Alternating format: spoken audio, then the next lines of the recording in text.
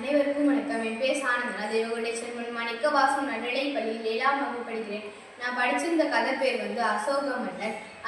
அதை எழுதியவங்க ஜோசப். அதை வெளியிட்ட பதிப்பகம் நேஷனல் பப்ளிகேஷன். அதில் ஒரு மன்னர் இருப்பாரா. அவர் எல்லாருமே ரொம்ப இறக்கப்படுவாரா.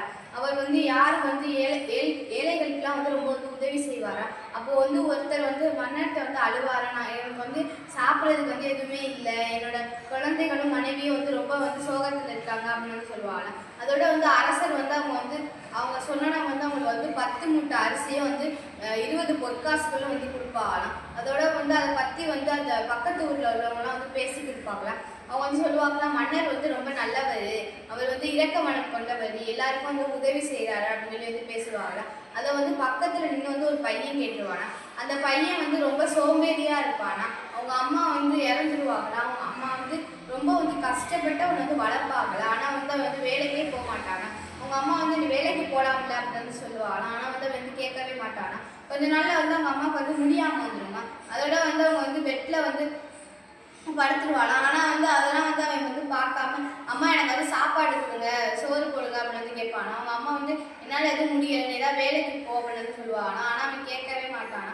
அவன் வேலைக்கு போகாமல் காசு எதுவும் இல்லாமல் அவங்க அம்மா முடியாமல் இறந்துருவாங்களா. அதுக்கப்புறம் அவன் வீட்டு பக்கத்தில் உள்ளவங்களாம் சொல்லுவாரா, நீ தான் அவங்க அம்மாவை கொண்டுட்ட, நீ அவங்க வேலைக்கு போகாமல் அவங்களை ரொம்ப கொண்டுட்ட அப்படின்னு சொல்லுவாரா. அதனால அவன் ஒரு குற்ற உணர்ச்சியிலே இருப்பானா. அதுக்கப்புறம் அவன் சாப்பாடுக்கு வழி இல்லாமல் பிச்சை எடுக்க ஆரம்பிச்சிருவானா.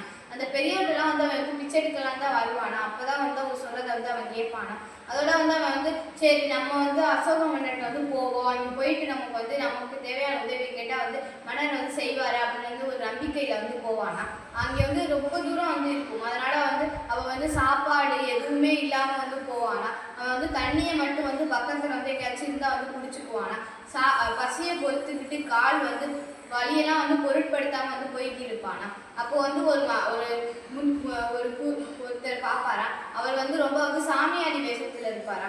அவர்கிட்ட சாமி நீங்கள் தண்ணி வச்சிருக்கீரா அப்படின்னு கேட்பானா. அது புத்தர் சொல்வாரா, இல்லை என்கிட்ட எதுவுமே இல்லை, நீ எங்கே போகிற அப்படின்னு கேட்டானா அவன் எல்லாத்தையும் சொல்லுவானா. அதோட அவர் சொல்வாரா, நீ இங்கே உள்ளக்க போக அவங்களாம் உன்னை விட மாட்டாங்களே, இந்த சிப்பாயிலாம் இருப்பாங்க அப்படின்னு சொல்லுவாங்க. அதோட மன்னர் ரொம்ப நல்லவர், அவர் நான் சொன்னால் வருவார் அப்படின்னு சொல்லுவாங்க. ரொம்ப முயற்சியோட கால் வலிலாம் அவனுக்கு ரொம்ப இருக்குமா, மயக்கம் போடுற மாதிரி இருக்குமா. ஆனால் அந்த முதியோர்கிட்ட பேசிட்டு ரொம்ப தெம்பா எந்திரிச்சு போவானா. போனோன்னே அங்கே போனோடனே அந்த முதியோர் சொன்ன மாதிரியே அங்கே எல்லாரும் அவன் போகவே விடலையா. எல்லாரும் நீ என்ன இங்கே பண்ணுற, நீ இங்கெல்லாம் வரக்கூடாது, வெளியே போ அப்படின்னு அவன் ரொம்ப அவமானப்படுத்துவாங்களா. அப்போ மன்னர் அந்த பக்கம் வந்தோன்னே அவனை பார்த்துட்டு நான் இந்த சிப்பாய் எல்லாரையும் அவங்க நீங்கள் வர சொல்லுவாரா. அதில் அவர் சொல்லுவானா, எனக்கு இப்படி நான் ரொம்ப சோம்பேறியான பையன், அதனால தான் எங்கள் அம்மா இறந்துட்டாங்க, இப்போ நான் ரொம்ப நான் உழைச்சி சாப்பிடலான்னு நினைக்கிறேன், எனக்கு நீங்கள் உதவி செய்யணும் மன்னர் அப்படின்னு சொல்லுவாரா. அதோட மன்னர் அந்த பையனை பார்த்து ரொம்ப பெருமைப்படுவார். இவ்வளோ தூரம் வந்ததே எனக்கு ரொம்ப சந்தோஷமா இருக்கு அப்படின்னு சொல்லிட்டு அந்த அரண்மனையிலே அவனுக்கு ஒரு வேலையும் கொடுத்து அவனுக்கு நிறைய சாப்பாடு பொற்காசுகள்லாம் கொடுப்பாங்க.